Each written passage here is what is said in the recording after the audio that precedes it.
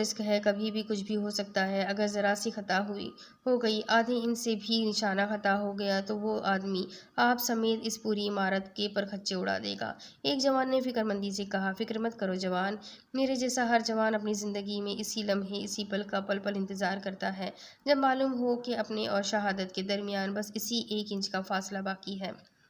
اذہان کی آنکھوں کی چمک دیکھنے کے قابل تھی۔ اس نے مضبوطی سے خود کو ایک رسی سے باندھ لیا۔ اپنی رائفل اپنے ہاتھ میں لے کر اس نے نشانہ باندھنے کے لیے خود کو بالکل تیار کیا۔ دلوں کی دھڑکنیں بڑھنے لگیں۔ جذبہ دل نے بہادری اور جرأت کو بڑھاوا دے کر اکسایا۔ موت بالکل سامنے باہیں پھیلائے جیسے کھڑی تھی اور وہ اس موت کی باہوں میں سمانے کو بالکل تیار کھڑا تھا۔